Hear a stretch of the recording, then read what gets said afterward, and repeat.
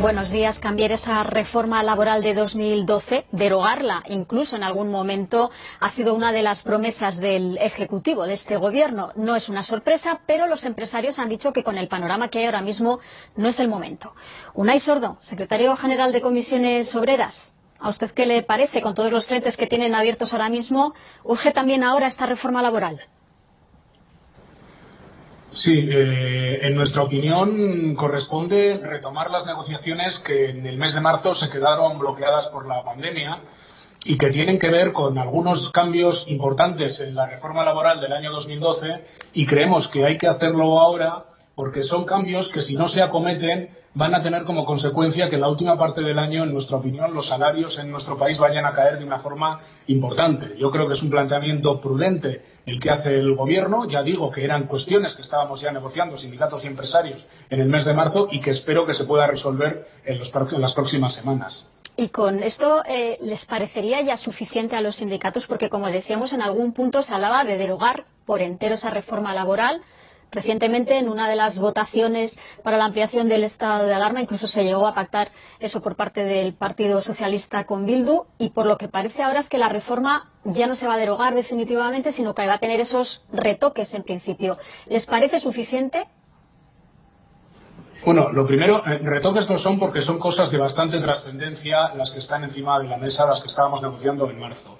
En segundo lugar, para Comisiones Obreras no son los cambios suficientes para una reforma, la del 2012, a la que le hicimos 2 huelgas generales. Lo que ocurre es que algunos de los cambios que hay que introducir en nuestro modelo laboral no van tanto de derogar para volver a la norma anterior, donde ya teníamos un 32% de temporalidad y mucha precariedad laboral en España, no olvidemos nunca esto, ¿no?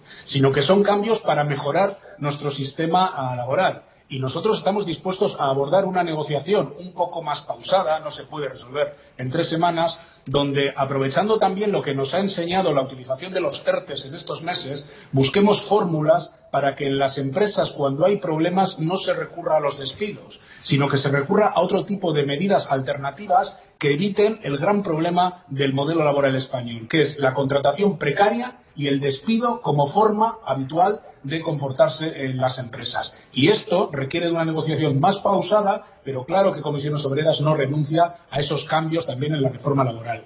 Estamos por la labor de ir por pasos. El momento económico es muy delicado, esto es así, pero lo que ahora mismo está encima de la mesa, lo que ya teníamos en marzo, creo que es perfectamente compatible con la situación económica y social que vive España, y de hecho creo que es beneficioso. Señor Sordo, sobre este asunto de la reforma laboral hay bastantes diferencias entre los grupos políticos. Decíamos, Bildu pactó incluso esa derogación completa, pero hay otros que consideran que no debería tocarse, como dicen los empresarios, en este momento, y estamos en plena negociación de presupuestos.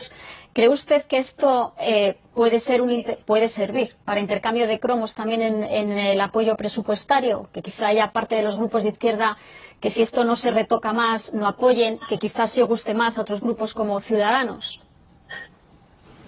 No lo creo. Más bien creo que la lógica va a ser la contraria. Creo que en todo caso puede suponer un problema con los partidos de centro o de centro derecha, porque tanto Ciudadanos como el Partido Popular van a ser contrarios a modificar una reforma laboral que en su día el Partido Popular aprobó con mayoría absoluta. Yo estoy convencido que estos cambios, que insisto, no son retoques, son muy sustanciales, van a contar con el apoyo de todos los grupos de izquierda de la Cámara, pero es que no nos interesa tanto la correlación de fuerzas políticas en la Cámara como que en el marco del diálogo social también seamos capaces de negociar los cambios. No sé si en esta reforma laboral, no sé si COE va a querer negociar en los términos que lo estábamos haciendo en marzo, espero que sí, pero estoy pensando sobre todo en los cambios que a medio y largo plazo necesita nuestro modelo laboral.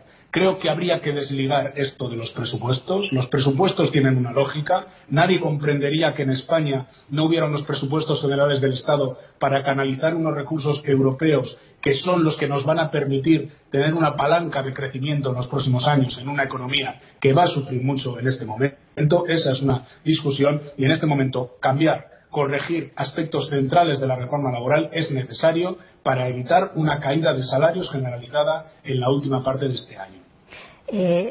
Vamos con los ERTEs. Están enfrascados en esa negociación. ¿Van teniendo ya más o menos claro para quiénes se van a prolongar, hasta cuándo, ¿Con qué cuantía?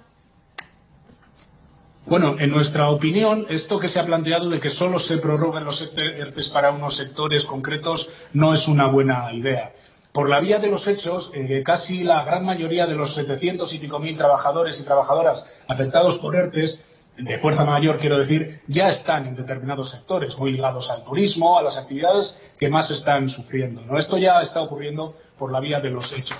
Y es verdad que ahí es donde hay que concentrar los mayores recursos económicos para tratar de evitar ahí la destrucción de empleo. Pero no puede haber una línea gruesa que diga hasta aquí hay ERTE y hasta aquí no hay ERTE, ¿no? Yo lo suelo explicar con un ejemplo. Es decir, la pandemia ahora mismo no está afectando particularmente a los supermercados, por decir una empresa.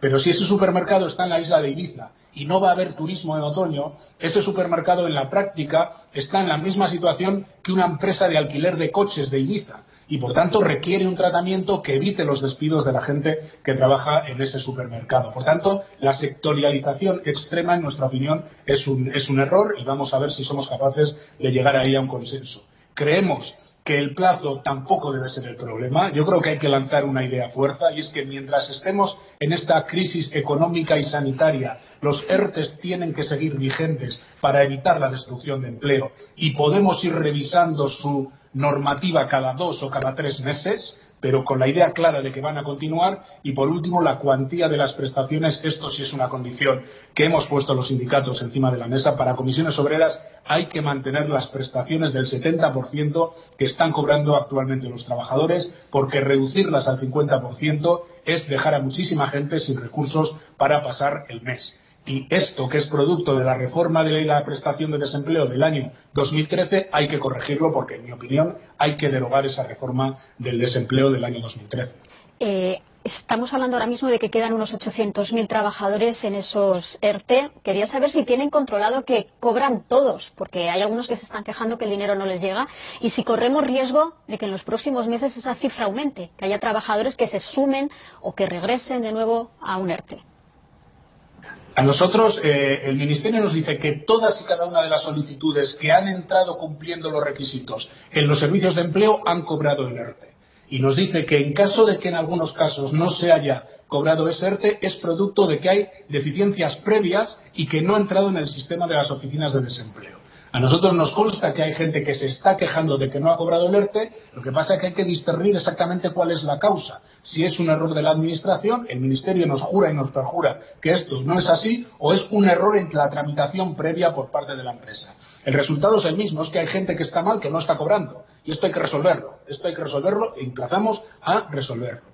Y en segundo lugar, no recuerdo exactamente cuál era la pregunta. Sí. Corremos el riesgo de que esos 800.000 trabajadores que están ahora, a la vuelta de los meses, según vaya avanzando la situación, puedan ser más. Corremos el riesgo desde el momento en que, al agravarse la pandemia, se están tomando nuevas medidas que están restringiendo la movilidad o la actividad económica, y esto puede hacer que vuelvan a incrementarse los ERTEs de fuerza mayor.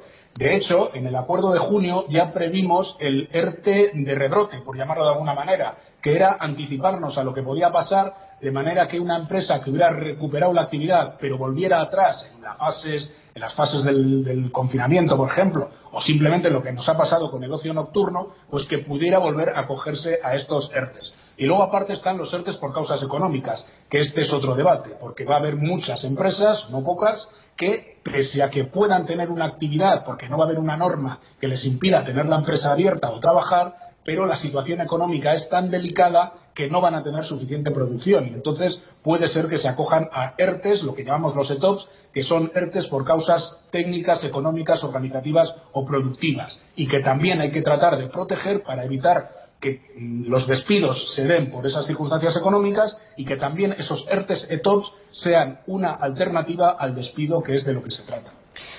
Señor Sordo, los ERTE preocupan a las empresas que están todavía paralizadas. Las que están volviendo a la actividad, muchas de ellas están preocupadas por cómo se va a regular el teletrabajo. ¿Tenemos ya algo más claro de cómo va a ser? Sí, la negociación está prácticamente ultimada. Quedan 2 o 3 detalles que hay que resolver, que espero que lo podamos hacer en estos días, pero espero que con acuerdo con COE, aunque todavía no tengo la certeza, podamos regular una figura que sea ha generalizado mucho en los meses de primavera, que se va a volver a utilizar, que es el trabajo a distancia, que es el teletrabajo, y podamos dar a la gente, a los trabajadores y también a las empresas algunas certezas y algunos patrones desde la ley. Luego esto hay que desarrollarlo también en los convenios colectivos, pero al menos dejar claro que el teletrabajo no implica ninguna disminución de derechos laborales, que las herramientas para teletrabajar, las herramientas digitales, las tiene que pagar, tienen que correr a cargo, lógicamente, de las empresas, que el teletrabajo tiene que ser voluntario, que el teletrabajo no rompe los horarios laborales, que hay que tener un control horario y hay que garantizar la desconexión digital. No quiere decir que trabajes en casa, que tengas que estar a disposición de la empresa 24 horas, y que el teletrabajo exige también un cumplimiento de las normas sobre la salud laboral, porque puedes tener unas normas, unos elementos de ergonomía, de comodidad en el puesto de trabajo, pero si luego en casa pues no tienes el material adecuado, si estás mucho tiempo trabajando así, puedes tener alguna dolencia, por ejemplo, pues en la espalda o en las muñecas, con el túnel carpiano, claro, 1000 riesgos laborales que existen, ¿no? Bueno, todo esto va recogido en la norma. Yo creo que es una norma equilibrada y espero que podamos llegar a un acuerdo, y si no, pues evidentemente tendrá que regular el Gobierno, porque lo que no es aceptable es que en otoño, con otro repunte importante del trabajo en casa, del trabajo a distancia, no haya una norma y pase lo mismo que pasó en primavera, que fue una chapuza, porque bueno, pilló sin una normativa adecuada, ¿no? Y una última cuestión, con todos estos frentes abiertos, ahora también se vuelve a abrir el de las pensiones. Sindicatos y patronal ya han contado en la Comisión del Pacto de Toledo en el Congreso cuáles son sus propuestas para una reforma. Hoy es el turno del ministro del ramo, de Escrivá, a dar esta tarde o al final del pleno de esta mañana en esa comisión. Vamos a asistir también a una reforma rápida el año que viene de las pensiones. ¿Por dónde puede ir?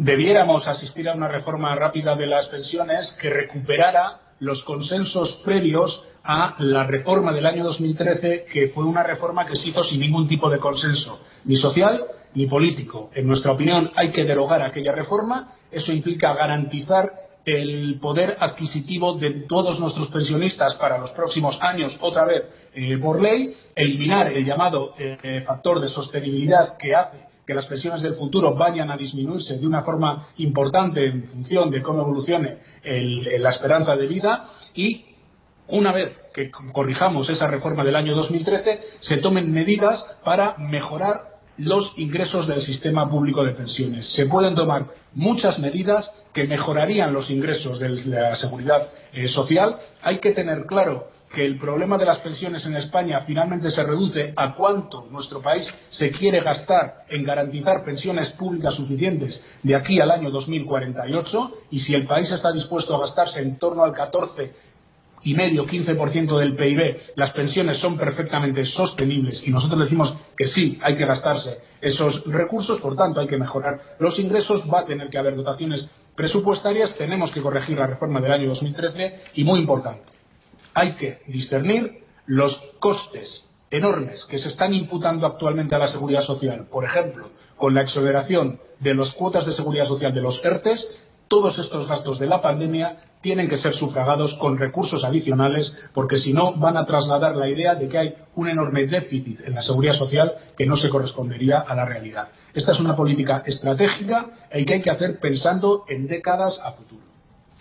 Unai Sordo, secretario general de Comisiones Obreras, muchas gracias por estar en el canal 24 horas. Volveremos a hablar porque tienen mucho trabajo en el diálogo social. Gracias. Gracias a ustedes. Bueno, en